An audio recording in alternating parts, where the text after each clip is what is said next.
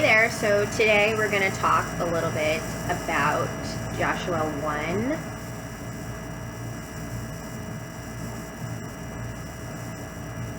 verse 1 through 9. So it's been a wild time.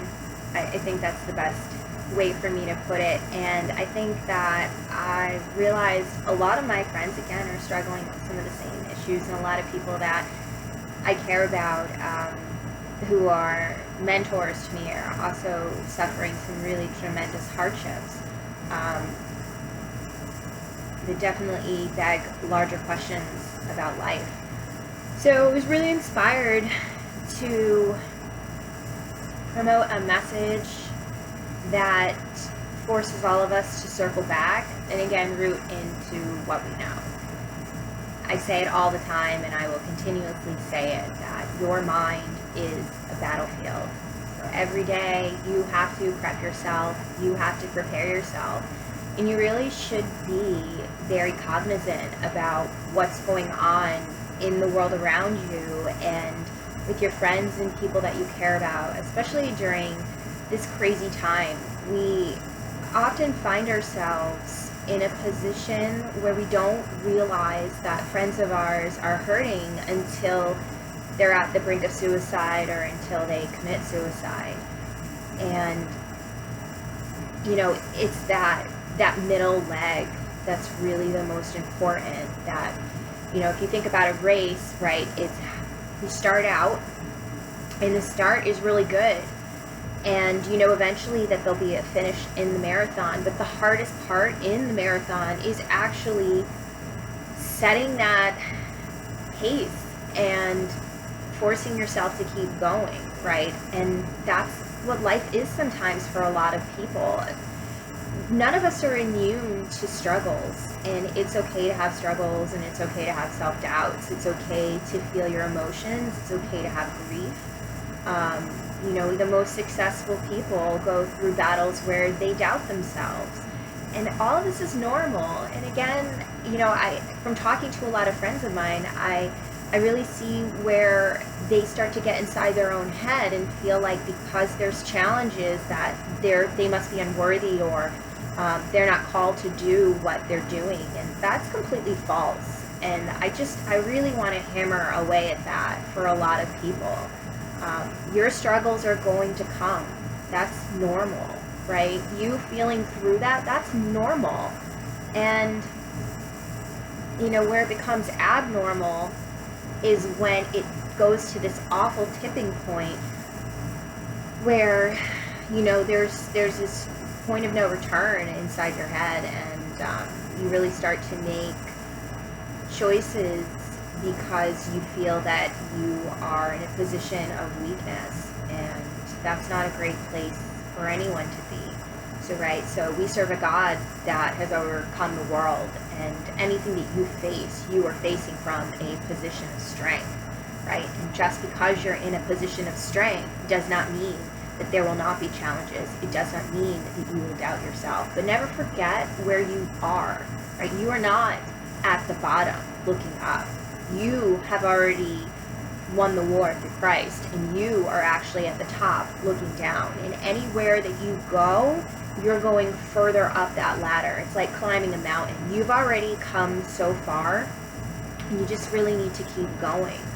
So one of, again, as I said before, the verses that I'm going to paraphrase and pull out chunks of it. And again, it's MSG because, as I said before, I think it's a great tool to really encapsulate what's in the Bible in more of a fresh perspective. But the Word of God doesn't change. The Word of God is the Word of God. It truly doesn't matter what version of the Bible that you read. So pick one that speaks to you the most. And as I said before, in different seasons of your life, you may find that certain versions of the Bible really speak to you. So my roundabout way of saying this season of my life where the Message version speaks to me because it allows me to see things in layman's terms. And I really am someone who I do support therapy. I think that's a great thing for people. But I also think that, you know, we all have our other ways of coping and coming to realizations about things. And I think for me, there has never been anybody that I've ever really talked to outside of the body of, you know, Christianity that has been helpful, because my life is so entrenched in my faith that unless you speak to me through words of it, it's really lost on me. I can't, there's no buy-in, right? It doesn't really affect me that much. So I think, you know, if you're like me, the Message version is a really great version because it breaks it down and it kind of allows you to have these, I don't want to necessarily say paradigm shifts because that's too large of a change, but it definitely allows you to sort of slowly, like, you know, if you were like clicking something into place, like just sort of move it along and be like, I never thought about it that way. It plants a seed and it allows you to reflect on it. Oftentimes people don't want to read the Bible because they feel that the word is stale and they can't relate to it.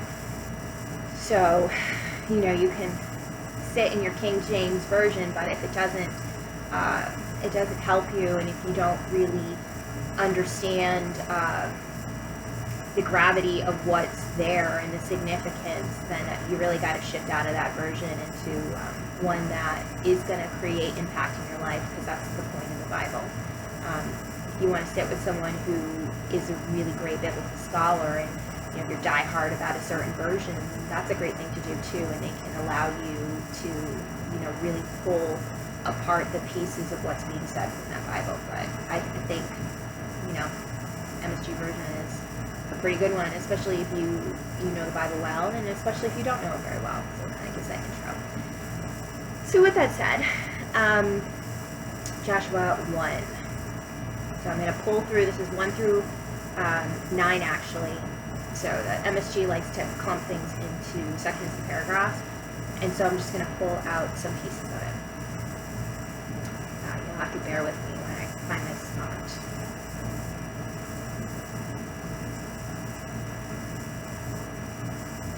It's all yours. All your life, no one will ever be able to hold out against you. In the same way I was with Moses, I will be with you. I won't give up on you. I won't leave you. Strength, courage. You are going to lead this people to inherit the land that I promised to give their ancestors. Give it everything you have, heart and soul. Don't get off track, either left or right, so as to make sure you get to where you are going. And don't for a minute let this book of Revelation be out of your mind. Ponder and meditate on it day and night, making sure you practice everything written in it. Then you will get where you are going. Then you will succeed. Haven't I commanded you? Strength, courage. Don't be timid. Don't get discouraged. God, your God, is with you every step you take. So one of the biggest things out of this that I've said to people who know me really well when we talk about the Bible and God's promises is this idea of taking courage, right? What gets lost is that this is a commandment. You are commanded to take courage. It is not a recommendation. It is not something that's said as a, maybe you should do this. No, you are commanded. It says, haven't I commanded you, right? I told you, take courage, take strength to go forward, take it. It's telling you to take it. As I've said before, and I'll say again, I'm going to harp on it, because that's what I do, because I care. Put on that armor of God every day. Promises of God are true. You are worthy every day. You are not worthy one day and then somehow unworthy the next day. There's absolutely nothing in this life that you could ever do that is going to stall you from God's plans for your life, right? God has great plans for you, and his time is not our time. So we can mess up and we could still get all the things that he's promised us. But during this battle and during this fight, that perspective, right? Like just like that marathon where you set that tuck-in pace, you got to just set your tuck-in pace. You got to tuck in and keep pushing forward. And as we said before, you know, really look around you to your friends and check in with them and see where they're at. Because when they're at that point of really feeling like their life is meaningless and they don't want to go on, that's not where you want them, and that's really not where you should be stepping into people's lives. I mean, if you care about people, you've got to step into their life like intermittently, not just when it's hard, right? I always say to people that the people in my life who mean the most to me are the ones who love me hardest when it's convenient and when it's inconvenient. The people who stand by me and have my back when it's convenient and when it's inconvenient, right? We talk about this concept of fair weather friends, and I think most people could probably agree. It's great that you can be there for someone during the good times, but it's really in those harder, more difficult times where people need you the most. And I think if you're like me, which I think a lot of people are, you're not going to sit there and you don't always ask for help, because you are constantly pushing and trudging forward, and this recognition of sometimes where you're at, like those doubts, they slowly kind of creep into your mind, and it's almost like someone who's in an abusive relationship, like it slowly happens over time that they don't realize that they're in it, and then the minute they get out of it, they're like, oh my goodness, I can't believe I put up with that, or I can't believe I thought that, I can't believe I allowed someone to bring me to this awful place inside myself, right? These things don't happen instantaneously. It's not a tsunami that hits you. These are slow waves that are persistently like pushing at you, and then eventually as they push, they start to push harder and harder and harder, right? You don't realize it because it happens slowly over time. So the commandment there is to take courage, right? Stay the course. You have promises that God is going to deliver. And as I said before, the doubt is about us. We don't doubt God. We doubt our abilities. But the Bible tells us that our strength is perfected in Him, because that weakness that we have, He fills it. God does not call people who are qualified. He calls people who are unqualified, and He does it because it's an opportunity to allow His glory to shine through you, right? He shows up. He shows up. He uses you. These great feats come from people who are not the ones you and I would always pick, and that's the reality. So use that for yourself when you're feeling like you're wondering what the heck you're doing, right? As Spurgeon said, and I'm going to harp on it, you are exactly where you need to be. If there had been any other place for you, God would put you there. You may be struggling, and there may be, times where you don't want to be in the moment that you're in. Everyone feels that way at some point. That's fine. It's okay. What's not okay is the recognition of those feelings and being allowed to say okay and then let it go. Right? Like, I feel this in this moment, but this is not how it's always going to be. Right? That's what you kind of need to tell yourself. And definitely reach out to the people around you that care about you when you're feeling crazy, when you're feeling not yourself, when you have thoughts in your head that, scare you, that kind of make you uncomfortable. And, anybody who knows me really well, hell, if you feel that way, reach out to me. Send me a text. Call me. Yeah, I'll drop anything whenever I can to be there for someone. And I think that most people would do the same, People do everything in their power to try to help someone that they care about. So, take courage. Stay the course. You're exactly where you need to be. And pray. Right? Give all those worries to God. Dump them at His feet. Call out His promises. Right?